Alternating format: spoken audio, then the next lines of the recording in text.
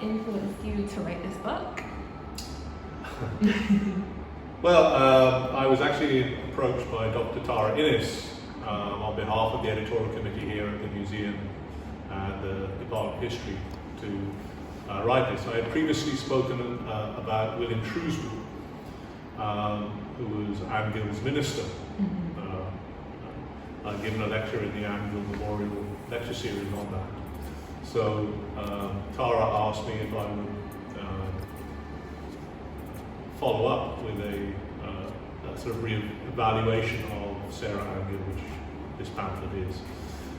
She asked me actually in 2018, which was 20 years after the naming of the National Heroes, but it took me a bit longer than I expected. Part of the problem was that I realised I had to go and do some primary research. And I was fairly well advanced with that when COVID hit, which added another complication.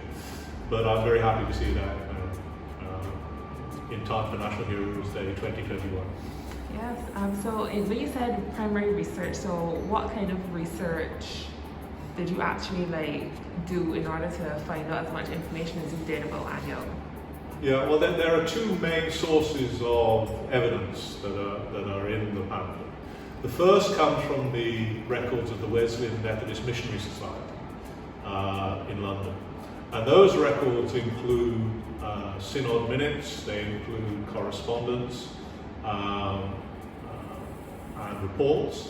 And in that collection, there are at least a dozen letters from Ann Gill to the Secretary of the Missionary Society in London, reporting on what was happening in the period of the persecution from the end of 1823 up to the end of 1825.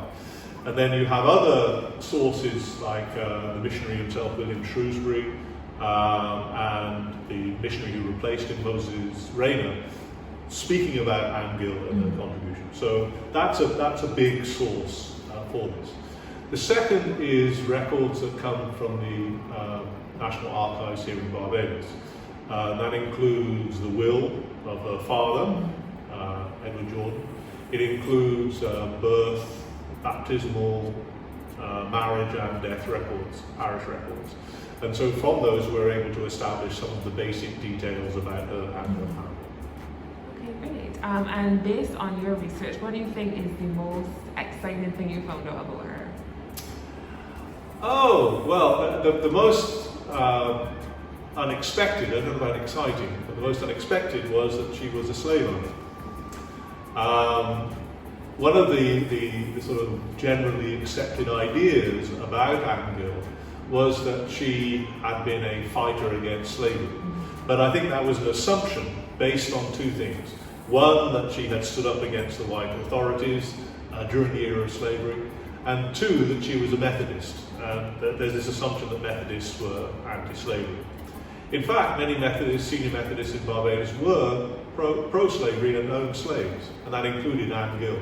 So one of the challenges, having discovered that about her, was to understand the context in which she lived and the reasons that she would have been a slave owner in those days. So that was certainly perhaps the most interesting and the most challenging part of rewriting her story.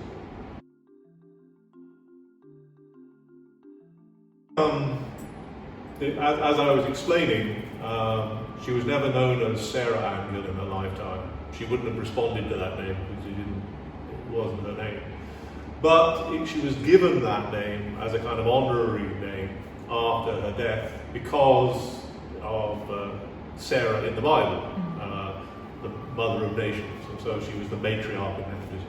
And I think it went into popular usage from that perspective. So it's not unreasonable or illegitimate to use that name, that extended name.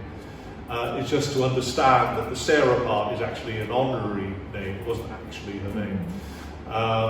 It did have a practical consequence, which was for many years people were looking for Sarah Ann Gill in the archives and couldn't find her. I think one of the reasons that the basic information about her and her family was hard to find is because people were looking in the wrong place because they had the wrong name. Yeah. So that's been part of the difficulty. But I was careful to use Ann Gill and not Sarah Ann Gill throughout the publication, because that's the name she would have recognised. But I don't necessarily think that that means that everybody now has to abandon Sarah, provided they realise that it's actually an honorary name, not their actual name. Now you actually like see the physical book. How does that make you feel? Does it make you feel like you have like accomplished this great feat? Does it kind of like solidify everything for you? Well, the first thing to say is that it's been beautifully produced, in the launch I thanked the graphic designer, the printers, and so on. But the director, Ms. Cummins, and Dr. Innes also had all kinds of input into making sure that it was a high quality production.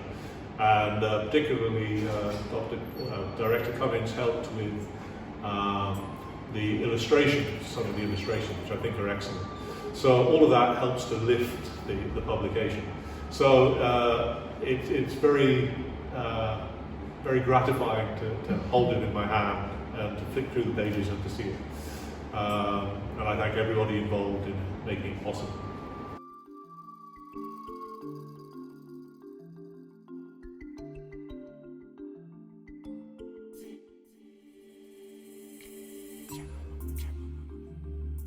Hello again, everyone. Here is the publication, Rewriting History, Ann Gill, The Making of a Barbadian National Hero. You can get your copy from the Barbados Museum and Historical Society shop, and I hope you'll come along and get a copy and learn something about our national hero. Thank you.